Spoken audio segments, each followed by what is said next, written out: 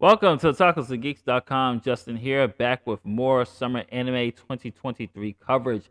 And today we are going to be reviewing the anime series premiere of Undead Murder Farce, or the alternate title, Undead Girl Murder Farce, which you can find on Crunchyroll. As always, I give you a brief synopsis of the series, so here we go. The end of the 19th century, a vampire's wife is murdered, and the detective known as the Cage user is called in to solve the crime. But there's more to the detective and the curtain bait birdcage he carries. After all, while solving a case involving a monster, it might take just one to know one. I really did enjoy this anime. Episode 1 doesn't do a lot in terms of moving a story forward, but this episode is more about build up and characterization and getting to know these two characters who are going to be our leads, the Oni Slayer, and you have Aya here. And I like what they did with this in the way Aya's introduction is, and even the Oni Slayer. We meet the Oni Slayer with him being in a cage fighting another beast. He is a cage fighter for the human entertainment and for other people as well. But there's something about the Oni Slayer, which I won't get into because that'll be a spoiler, that is a little bit different of why he's able to kill these beasts. It has nothing to do with him doing years of training, but there's something a little bit different about him. I'll just say that. I really did like this episode. It does a great job of world building and building this world and the rules, and really get to see how the differences between these humans and monsters, and how humans are basically using monsters for their own entertainment and just basically sentencing these monsters to death, because Oni Slayer here is able to kill these monsters. So he's put in the cage to fight these beasts, and he ends up killing them or doing some internal harm to them.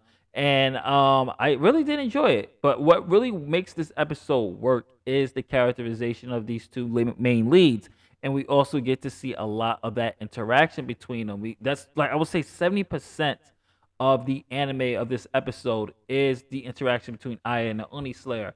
And I like the way Aina is reduced, because it's kind of a bait and switch. When you think it's the girl in the cage, when you think it's the maid, the one holding the cage that you see in that picture, where it's actually the girl who's in the head. And there she tells her backstory, and there's a little bit of a question. I'm not going to get too deep into the plot because I don't want to spoil anything, because it's essential to the story. But Aya asks the Oni Slayer to do something, and in return, she'll give him something that he desperately needs. So it's like, I scratch your back, you scratch mine. And throughout this whole episode, these two are having this conversation and they're building this relationship and this characterization. I thought it worked very well. The voice acting is really good as well, especially I think two main leads did an excellent job of really conveying this type of desperation, but kind of that mutual understanding between the two, especially when they were telling their backstories and how they view the world and the world that's in this anime. So I thought it worked very well. Animation wise, I thought the animation was great. Really good use of colors. I love the color palette of this. The action, while very minimum, was really good to see. There's some blood and some gore in there.